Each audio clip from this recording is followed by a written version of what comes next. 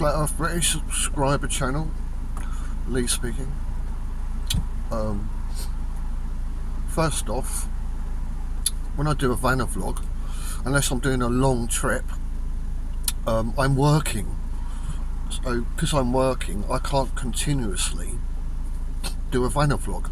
So I have to stop it and then do my job, go to my next job, and then start a Vanavlog again for however long until I go and do the job. So you'll notice that on a Vanavlog it seems to be cut and edited, which it is, but nothing's missing. It's just I have to it's just compartmentalised because I have to keep turning it off. So just thought that was worth mentioning because I just thought about it. Anyway, congratulations Martin, 10 years, Flat Earth British. Brilliant, what you've achieved is unprecedented, absolutely amazing. And all over the world people speak about the subjects that you've brought up, the lies that you've exposed. It's just all over the internet. I see it everywhere.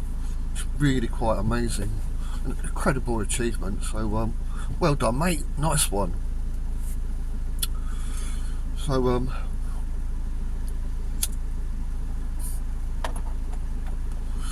been a while since I've done a Vanavlog. For quite a few months now.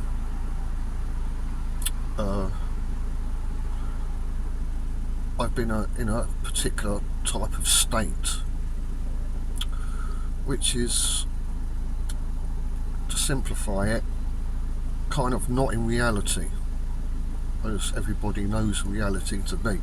Completely disconnected and kind of, but still viewing reality, but from that disconnect, and simply observing everything that I see around me, particularly people, how they behave and what they do, what they think is important, how much they commit themselves to things that they think are important. And yeah, and so while I was in that state and I didn't really want to go back to this reality, well, I'm back at the moment, but with that same perspective. So I'm not in that state anymore, but I still have the experience and the things that I observed and the conclusions that I've come to, which I'll try and discuss in this vlog. As I said before in vlogs, I don't believe in the concept of time. I believe it as a concept. I don't believe time is a reality. It's a man-made construct. Like for example, you had the Gregorian calendar. I think you had 10 months in a year, 13 hours in a day or something like that. It didn't work out. Then they brought up the Julian calendar to replace the Gregorian calendar. So you got 12 hours in a day, 12 months in a year, and leap years, and but none of it works, because the whole cycle of this reality works on pi. It doesn't work on compartmentalisation, on equal measure of compartments. But nevertheless, I have to be realistic to communicate, and so I have to use time as a point of reference. Speaking, you know, I have to recognise time have to recognise movement. So I'm not being a hypocrite, but you know, how can I talk to you unless I use those terms?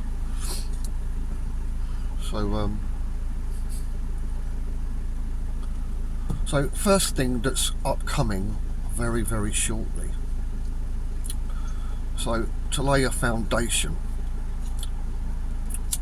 I'll ask you a question.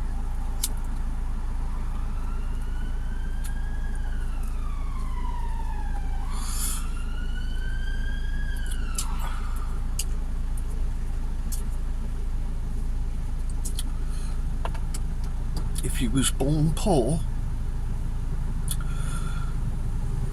and in the latter days of your life you became extremely rich, what would your prospects be?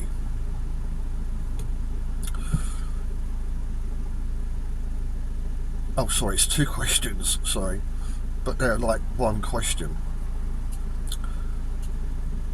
If you was born extremely rich and you was rich all of your life, in the latter part of your life, what would your prospects be? So if you can hold that in your mind and think about it, I'll give you a minute.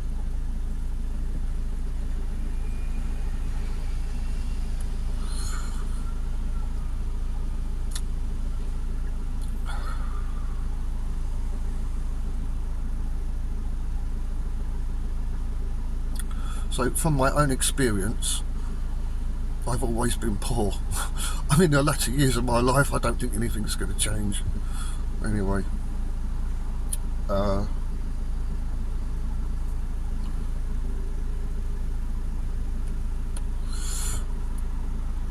what I want to talk about is technology. So I'm replacing riches with technology. Now,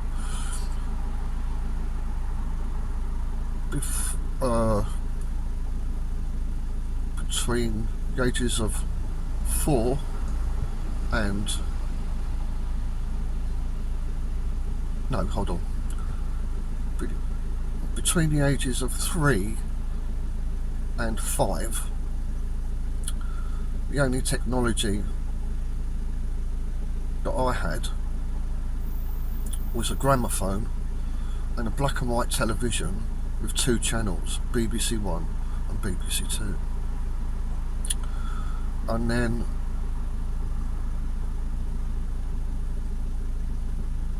from about 6 to about 8, I then had a very small record player.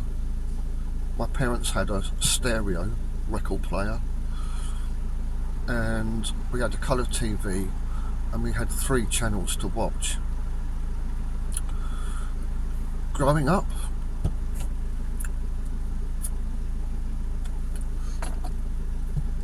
to about the age of 12,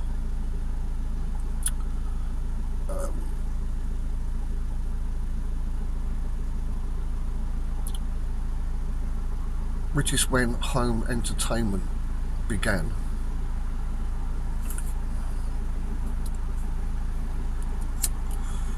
My daily routine would be going to school,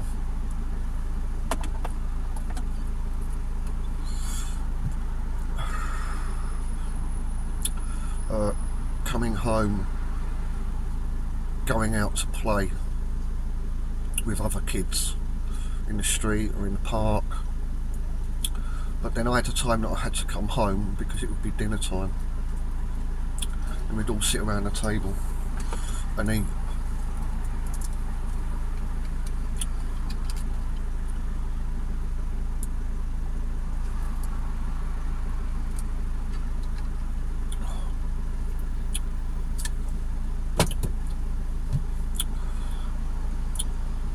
And then by the time I was like 12, 13, you had game consoles,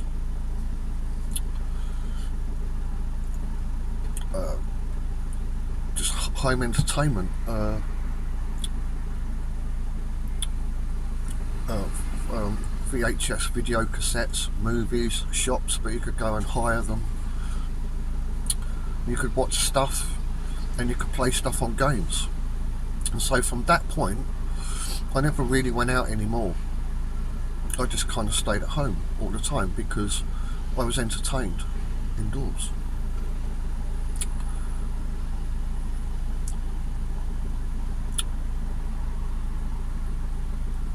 And then by the time 13, 14, computers came in, CD music came in, and there was a lot more to entertain me.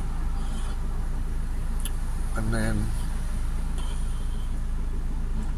crikey, I think it was in 1990s. So I think I must have been in my 20s. The internet was born.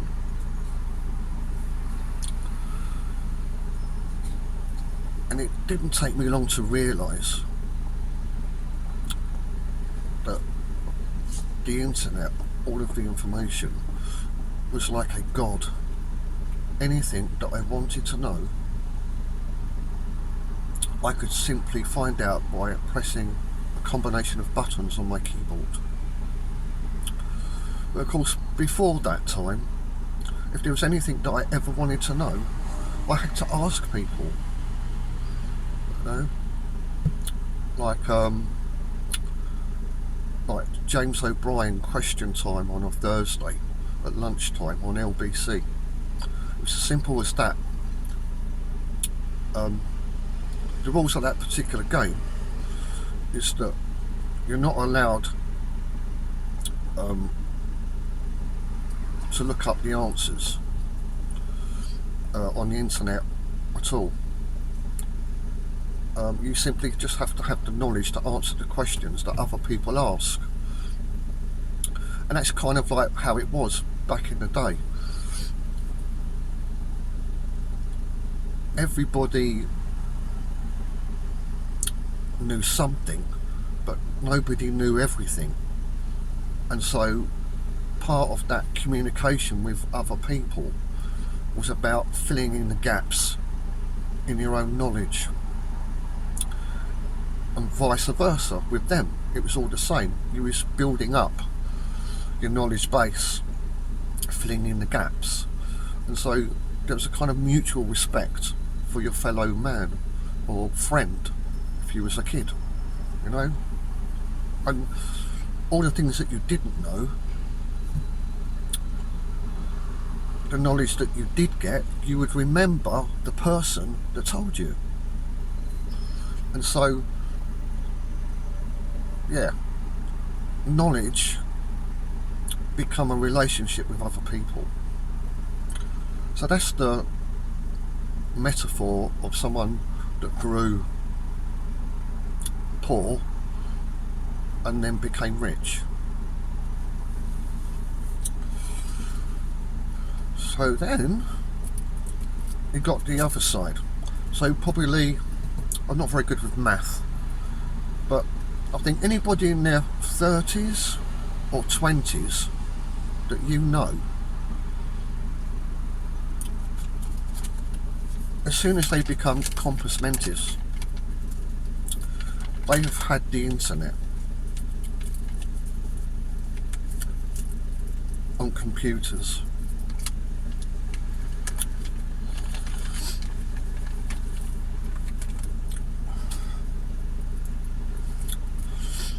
And so they've never had the necessity to ask anybody anything, because if there's anything that they want to know, they simply go on to the god of the internet. And so any gaps in their knowledge, it's not personal.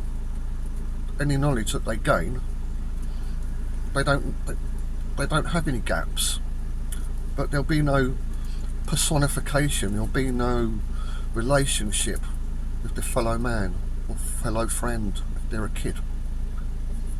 They simply just get everything like that. And that's why I've noticed over the last 20 years, I mean, it's like summer holidays just passed, and I drive quite a lot in my job, and I go past playgrounds and parks. I don't see any kids. There's just no kids there. They're empty. It's kind of like when we went through COVID and the streets are empty, the parks are empty. And I know where they all are. They're in their homes, in their home entertainment system, being dehumanised. So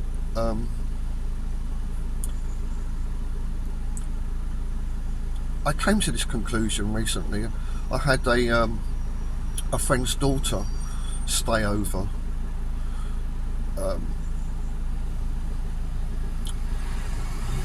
Because my wife was off during the school holidays, so she wanted to stay with my wife.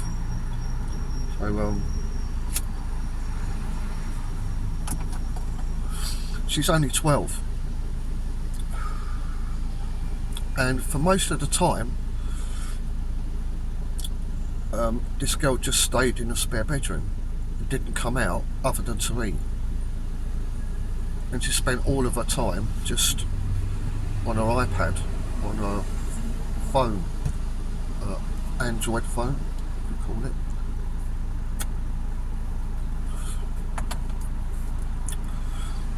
And it's partly because she's never had to develop the skill of communication.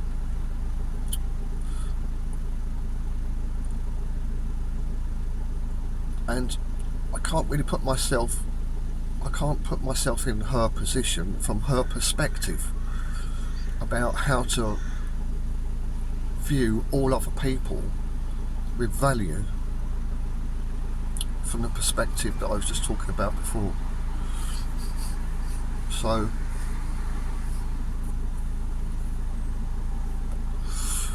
this particular generation, which I guess is teenagers up to 20 years old,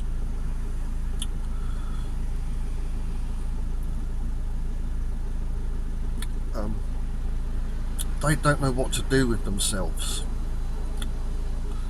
They don't have any prospects because they don't have anything to reach for, to find out. I mean, why do they need to step out of their bedroom or step out of their house? For what reason? Other than because they have to work, because they're in the system, or they have to go to school. But,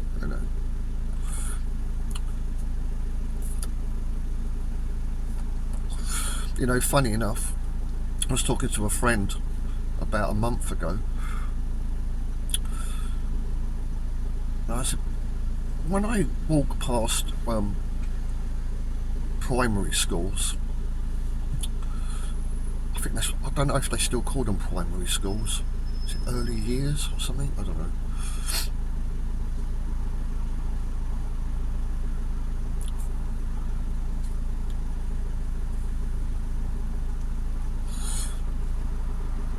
During playtime, the kids are screaming and laughing, running around, just having a lot of fun, you know. And then when I walk past secondary schools, I don't know what they're called anymore, secondary schools, so they're kind of like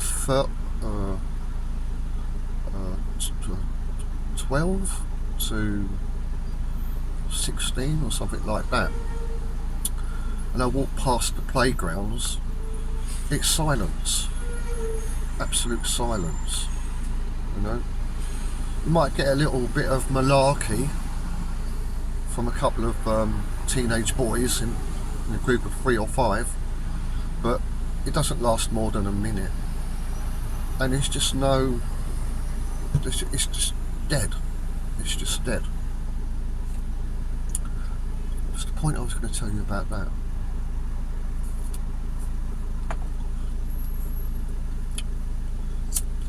And I think it's because that by that age, the whole sense of adventure and discovery has been driven out of them.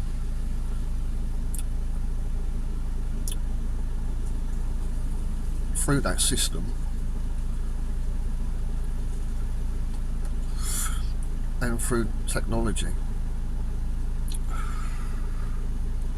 So what I was going to say is that what I think is coming up at the moment is this generation that's starting now, and the previous generation, which was also brought up with the internet and all knowledge from the internet god, are going to go crazy because they don't know what to do. They don't have any aspirations. They don't have any prospects, because for them, what is there? You know, it's nothing. So they think, well, what can we do? You know, what can we do? I mean, I think some may choose to become an artist. I think most will just simply become violent, aggressive and angry, and with no point of reference of respect for people older than themselves. And I've noticed in Britain, especially this year, children have been going around killing other children, stabbing them to death, old age pensioners, kicking them to death, etc, etc. So that's what's coming up at the moment. I haven't got any conclusions or any ideas. It's just a heads up. So I just thought I needed to mention that.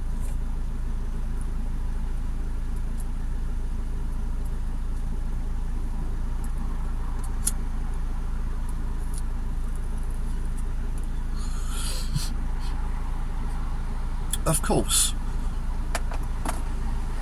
say people from 30 years going backwards, you can always tell them that they do have gaps in their knowledge base, and explain to them that those gaps, the foundation of those gaps, is a lot of the information that they've been told is incorrect, it's lies, and then offer them the truth. And as soon as you do that, those generations will suddenly have a snippet of knowledge with you that told them it. So every time they think about that, they'll think about you, and it might start off a chain reaction. They might build on it. You know, you just don't know.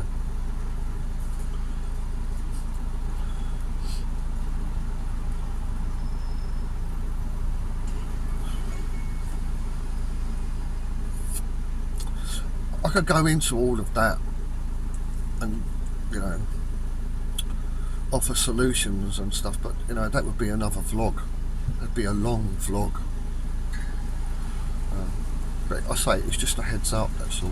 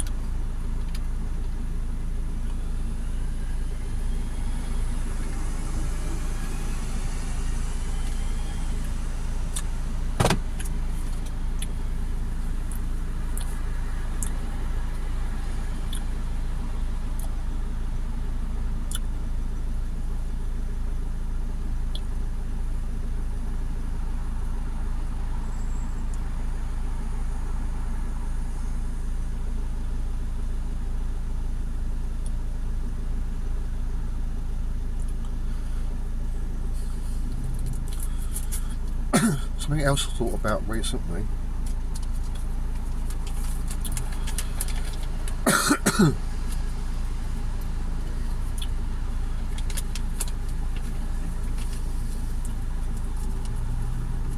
How do I say this?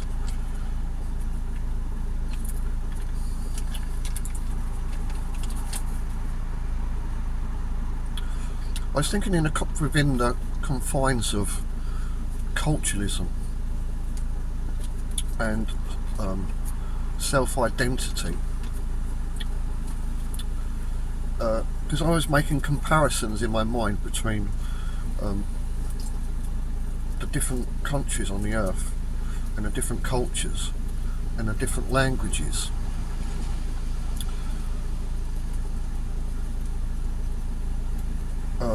And why it's like that. And my first thought was, well,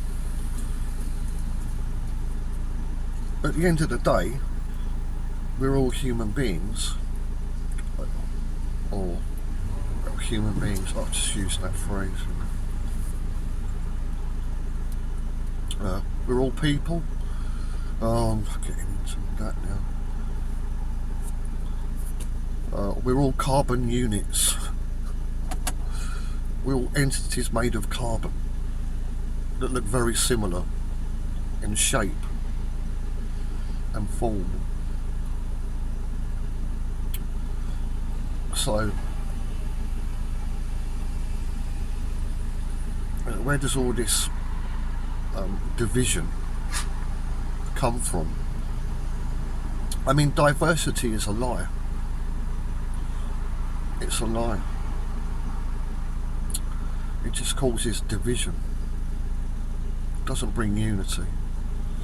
Recognising other cultures,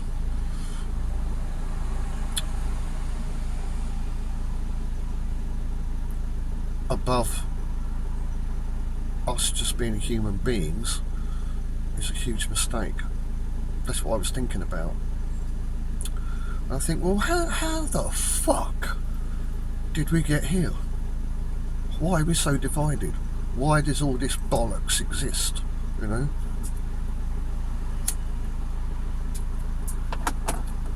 To be British is a load of bollocks. I'm not British. Or to be an American, or to be an Egyptian, or to be African is bollocks.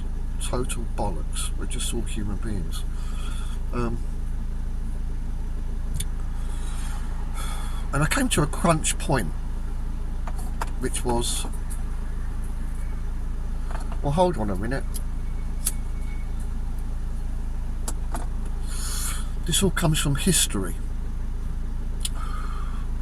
You're taught in school, and now also on the internet, the history of your particular country. So, like, I'm British, and so you got Henry VIII,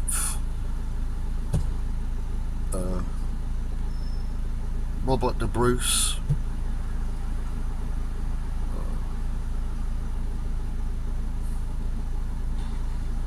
and all the other stuff.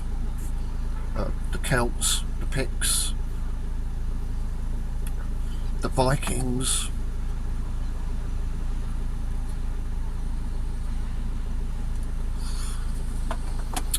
but the thing is, all of that history is not me.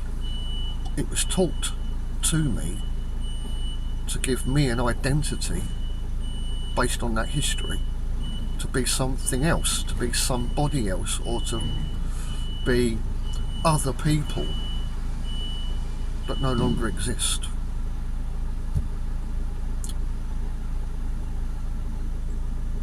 Oh, sorry, and religion as well.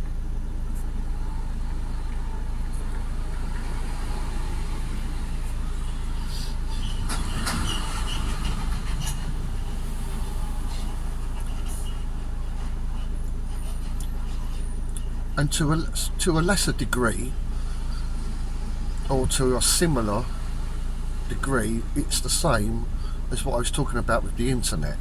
History is like the internet.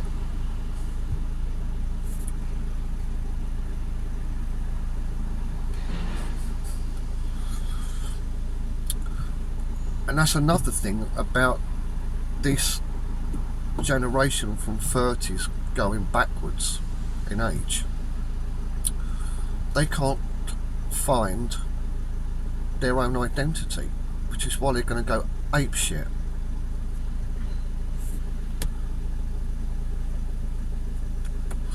Because the human spirit is the human spirit. It has the need to not be contained.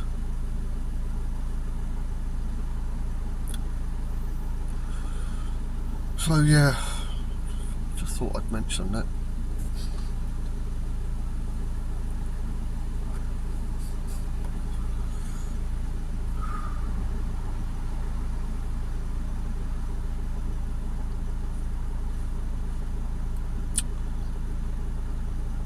I think I explained that pretty bloody well.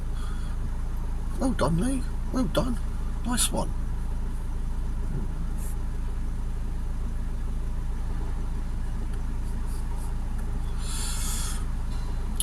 And the other thing that's come up recently, was it Thursday? Yeah, it's been this week. Just kind of sitting around in my van.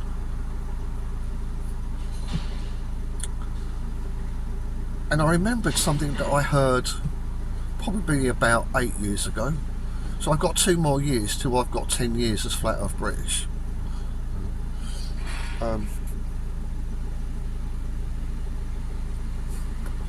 Oops, I just lost it. Hold on. Yes. It's either a comment on one of Martin's live vlogs, in chat, I mean, that I read it, or it was a comment on one of my vlogs. And it was a woman, and she said, nobody is here against their will. Everybody consented to be here. So if you find yourself here, you consented to it. Well, since I heard that, I've pondered on it. I've tried to fit it into everything I've learned on Flat Earth British. And I've never been able to place it anywhere. It just doesn't seem to fit, you know. And but this week I got an inkling, because I observed something. I observed that everybody, even though, you know, the generations that I've been talking about, but then generations after that, you know, even up to old people like me. But I don't categorise myself in what I'm going to say.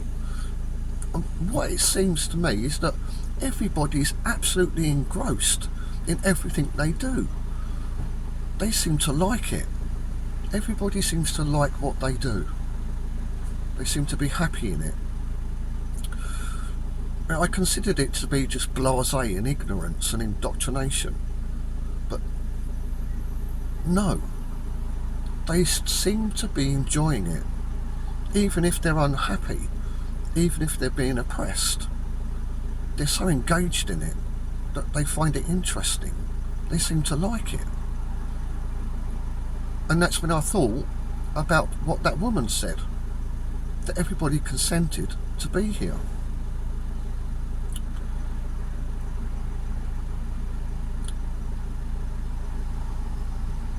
Now for me, I don't believe I could have ever consented to be here, because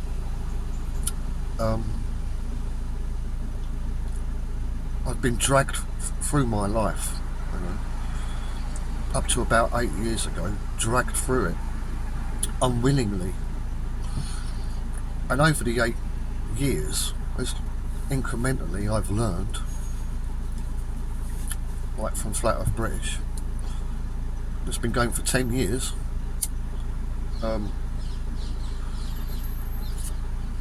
I've been personally horrified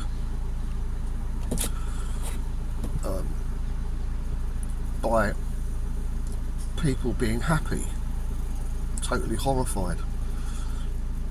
Not because they're happy, but because they're happy in the environment in which they live, in the system. The system is oppressive, it leeches, it's like a parasite, it sucks the life out of everybody, and everybody puts their everything into life. But I've always considered them to be victims, and I've thought, well, there must be a better way for them to live, and they've been lied to all their life. So if I can eliminate all that, they might have a chance to be happy. That's how I've always thought. But now I've come to realise that I don't think it's going to work. Oh, I forgot to say. Yeah, I don't think it's going to work. Yeah, I don't think that's going to work anymore. I don't think people generally are interested in my remedy. I don't think they're interested.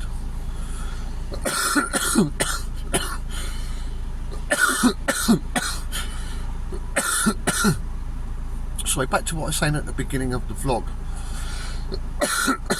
I've been in a certain state. Oh, come on, this is difficult. I can do this. I can do this.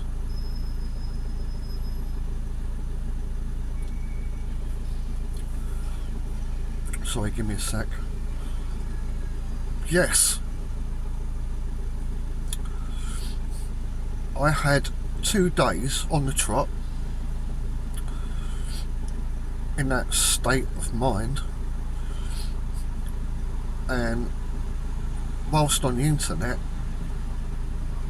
just looking, researching for 2 days, everything that I was looking for, many things that I wasn't looking for, which I realised were gaps. It was so intense.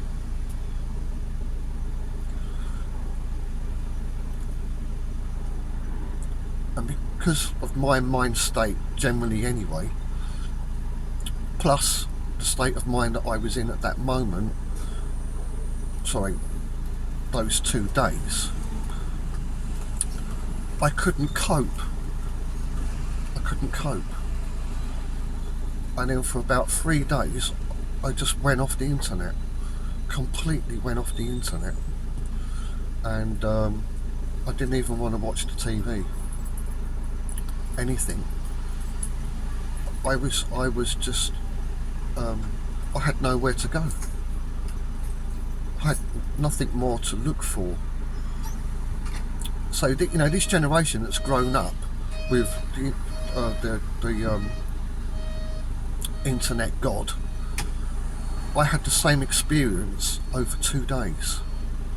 It was like a snapshot of these people's lives, and I couldn't get out of that. Those 2 days I could not get out of it. I couldn't step back out of it. I couldn't. And it was fucking awful. It was absolutely fucking awful. And that's why I just had to shut everything off and just retreat, you know. And that's partly why I brought this whole subject up, because it was so overwhelming,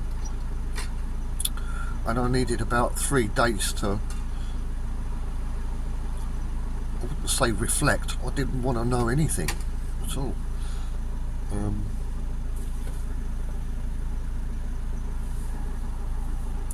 Yeah, so I thought I'd just mention that. Fucking awful, man. And then over the last 3 days, anyway, this is like another week, I can't find fuck all on the internet. I can't find any pictures. Fuck all.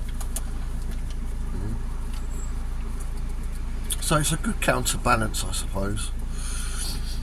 So it's back to normal.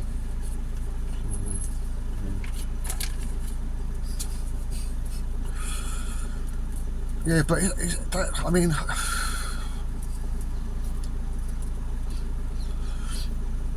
don't know if you remember last year, you know, I was saying, you know, about what is this reality and stuff. And I was suggesting that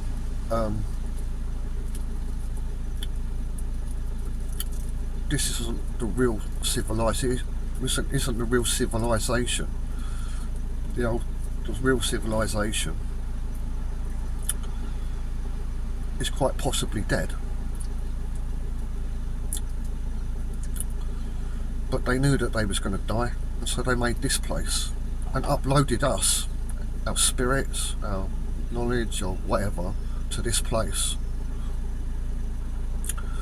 with the end game being to, through technology, science, etc., knowledge, to undo our destruction. And was it yesterday on TikTok, someone like did a TikTok saying exactly that.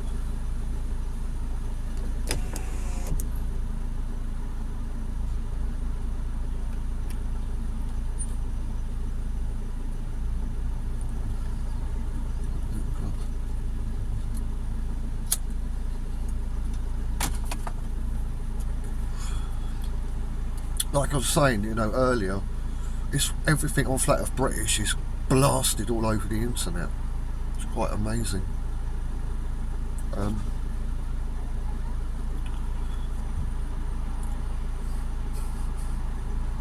So I have to go back to what I was just saying before. I mean, when I went through those 2 days and then had 3 days off, I did conclude that the pursuit of knowledge is not the answer to everything. And the generations that I'm talking about, they don't know that. They don't know that the pursuit of knowledge is to be the answer, and the meaning of life is not the answer. It simply isn't.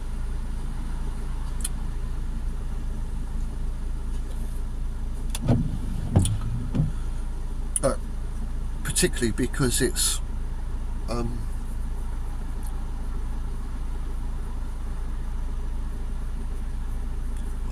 what's the word? Depersonified.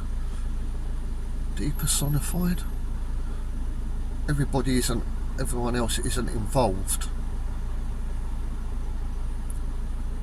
So yeah, just the accumulation of knowledge isn't the answer. It's like spending most of your life in a library, or never leaving the library, just every day of your life just being in a library where they say shh, don't say anything, don't communicate, it's a library, it's just knowledge, to attain knowledge.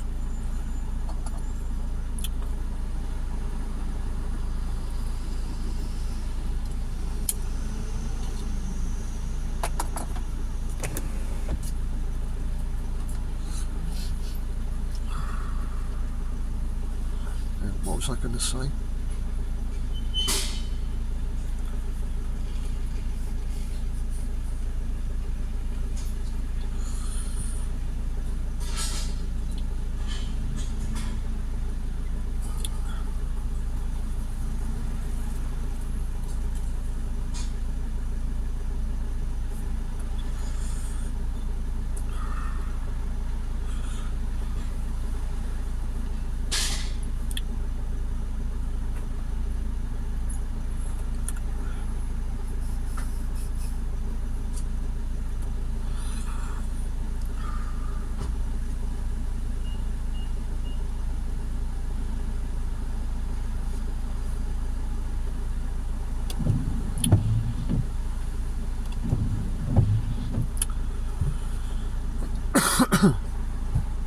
Um,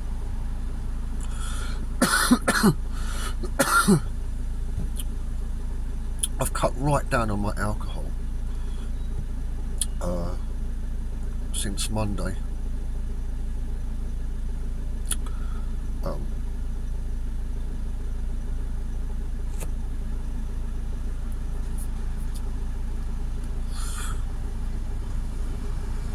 So the last 3 days, I can't sleep. I just can't sleep. I just lie there and hopefully just hope to fall asleep.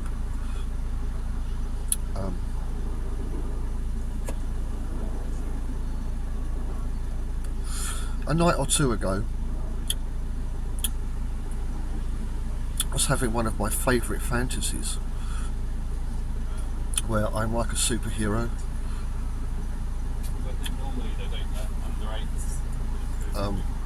So obviously I can move at great speed like Superman. I can't be destroyed. You can't blow me up or decapitate me. Nothing. I can walk through walls, you know, just whatever I need. And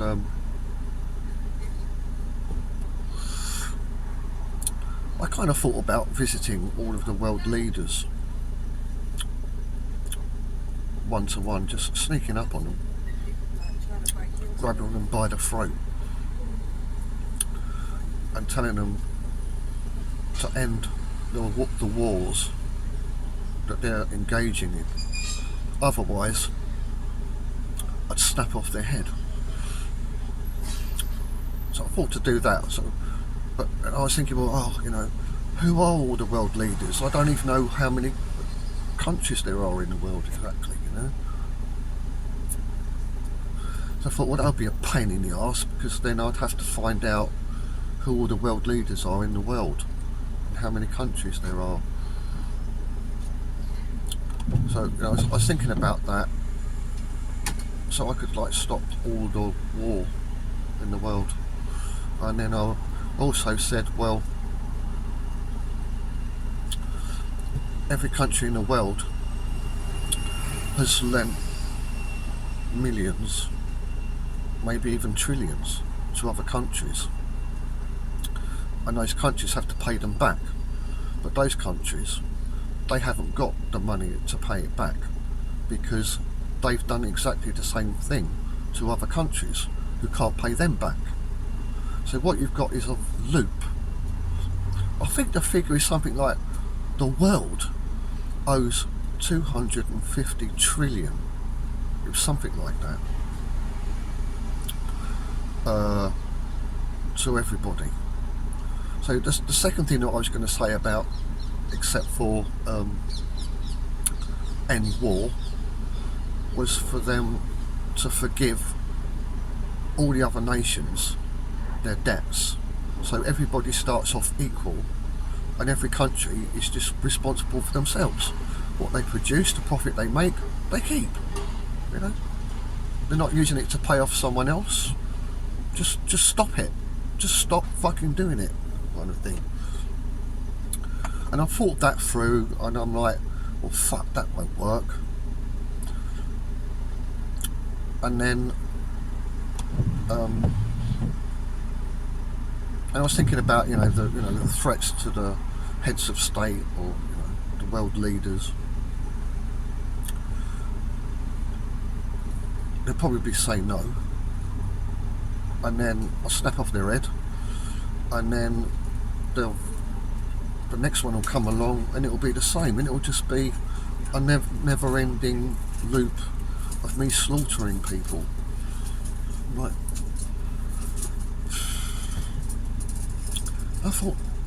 I went through like different things about the world, forcing them to remove all borders. All humanity can just move freely. If they prefer to be in one place in America, or they want to be in Australia, they want to live in Arab land, let them. Let them live and let be.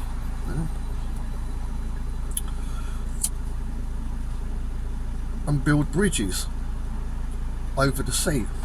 The seas and tunnels connect everybody up.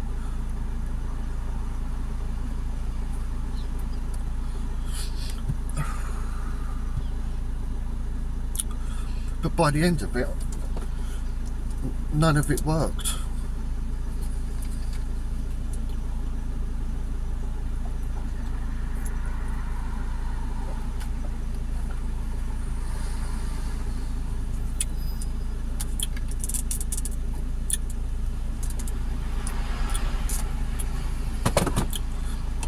And so, you know, I guess the point is, religion, cultures, you know, whatever,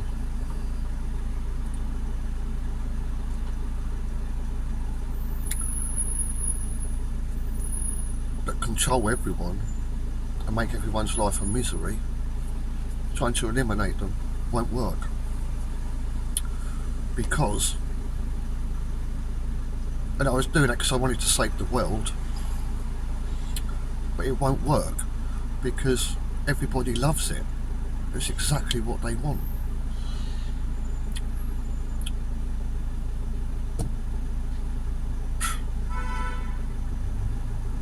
So it's actually impossible to save the world because I'm going against what they want.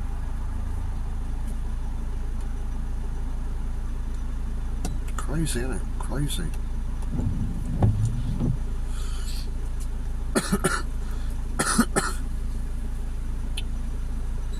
I'm going to do some work now.